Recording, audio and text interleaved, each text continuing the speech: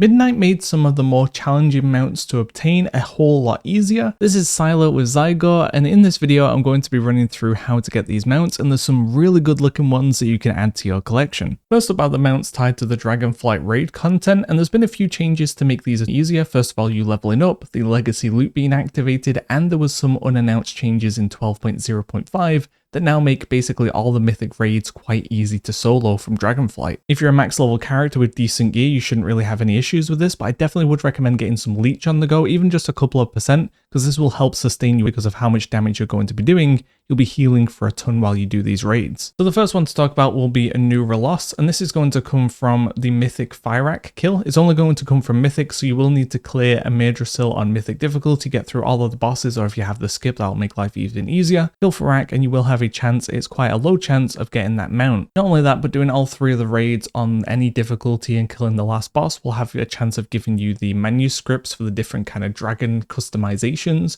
And these look pretty good, so probably worth your time as well. And don't forget, you can now access LFR for all of the different Dragonflight raids by heading to this NPC in this building here, and you'll be able to pick the wing that you want to do. Not only that, but the changes to legacy loot and the raids being easier to clear makes getting the Iskaara Traveler's Ottuk easier as well. What you need to do for this is clear Vault of the Incarnates on any difficulty, and killing Teros or also Dathia will have a chance of giving you Teros' Captive Core or Eye of the Vengeful Hurricane. And once you have both of these items, it doesn't matter which difficulty you get them on, you can head to Iskaara and trade them in for the Iskaara's Trader's Ottuk. Additionally as well, the Glory of the Aberrus Raider has been soloable for quite a while, which will give you the Shadow Flame Shale Wing, but with the recent changes, your character being higher level and stuff will make soloing this a ton easier. So if you are looking to get that achievement knocked out and get yourself the mount, then this is a good time to do that as well. Next up is the Revisited Visions of N'Zoth, and this will allow you to do an 8-mask run now easier. There was also a bug around the Mage Tower that has now been fixed in Stormwind,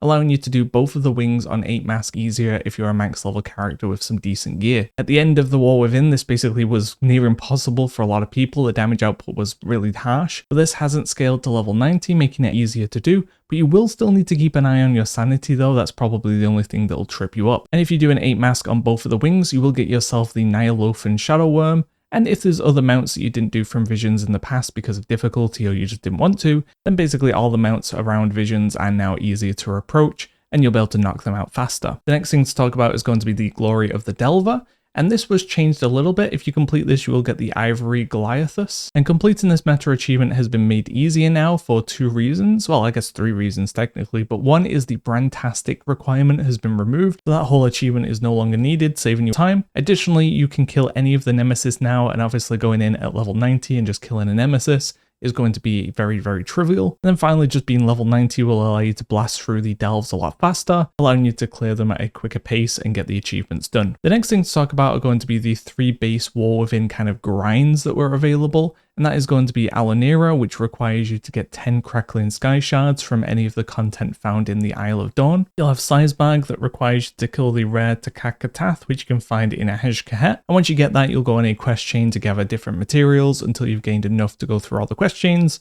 to get yourself the mount at the end. And then you'll finally also have the Soaring Meaderbee. For the Soaring Meaderbee, you'll need to get your hands on 900 Sizzling Cinder Pollen, which you'll get from a bunch of elites found in front of Cinderbrew Meaderer. And after about 2 minutes of farming, I had over 50 of these, so it isn't going to take you long to get the 900 you need now. And while you're farming this out, you might get your hands on a Crackling Sky Shard that you'll need for Alunira. You need 10 of those, don't forget. If you are also working towards the Glory of the Delver, any of the delves found within Isle of Dawn will have a chance of giving you Crackling Sky Shards as well. But what people seem to recommend is killing these fast respawn rares that you can just kind of farm in a loop. I'm going to have them marked now, and you basically just fly between them. Every time one spawns, you'll kill it, fly to the next, and just repeat that until you do have your Crackling Sky Shards. For Siesbarg, you're best to farm in the more dense or difficult Nerubian areas. For example, Iskaara is great for the 1st and 3rd quest. However, if you are an elite Zygor user, you can actually just load up the guide for Siesbarg and a ton of the other mounts that we've talked about, plus ones that we haven't talked about as well. And it will guide you through step by step and actually give you different options for where you want to farm to. And if you're interested in checking it out, then there will be a link to that in the description down below. The next one to talk about is going to be running Dawn of the Infinites for the Reins of the Quantum Courser. If you clear the Dawn of the Infinites dungeon on Mythic, you need to clear the entire thing.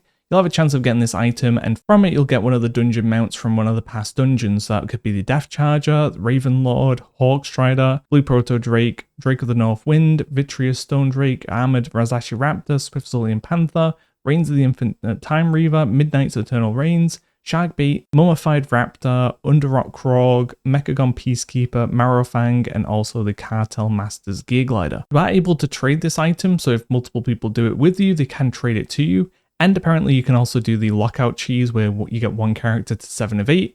And you'll do the stuff where you create a group, your alt will log on, it'll sign up to the group, you'll log back over, you'll invite the alt will then go in, and then the alt will run into the dungeon and take leadership of the lockout, while your main character never gets that final boss killed. This will save you a bunch of time as well if you just want to knock out the last boss for a chance of the Quantum Corsair.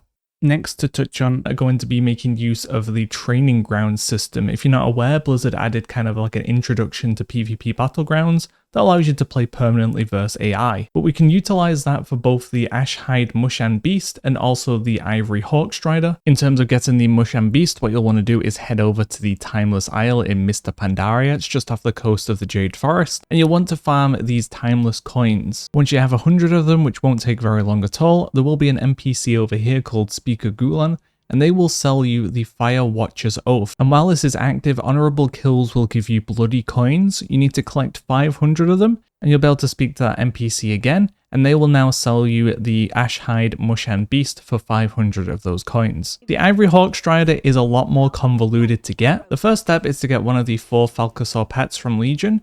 You'll get these by killing one of the kind of matriarchs that you'll find at a Falcosaur infestation area. This will be a world quest that will take place. There's normally 1 or 2 of them up. You'll go out there, you'll kill the matriarch, and then depending on which matriarch you kill, not too far away will be a hatchling. You'll be able to speak to the hatchling and you'll get it as a companion pet. And whenever you summon this will now have daily quests for you. The quests will be quite varied. You might have to do pet battles or PvE, or even in some cases PvP as well. But once you've finished the daily quest, for some of them, you can actually log on to an alt character, summon the pet again, and get another daily quest. So this is a way for you to speed up the process. Instead of it taking you X amount of days, you can now cut that down and it'll only take like a few days. There are going to be some that will lock you out until the next day, regardless of if you log onto an old character or not. But either way, this will make the process faster. Once you've completed one of the pet's quest lines, you'll be awarded with a Falcosaur mount. So next, once you have one of the 4 mounts, you'll want to head over to High Mountain. And there's going to be Aviana there.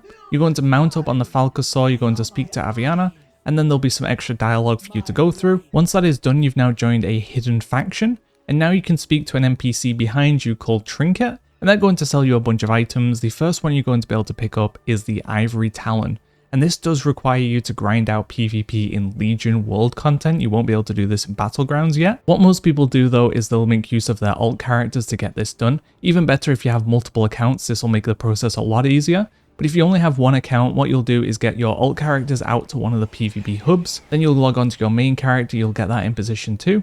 You're going to use the item, you're going to then log on to your alt character, and instead of just like logging out like you normally would do, you're going to open a second instance of the game. Eventually that will log out your first account, your alt character, but it'll be kind of delayed. So while it's still processing your first character logging out, your alt character, you're going to log onto your main character as quickly as possible, and then kill your alt character while it's still kind of stood there. Although as I said, multiple accounts are definitely going to help because it will remove the need to do this kind of like logout cheese.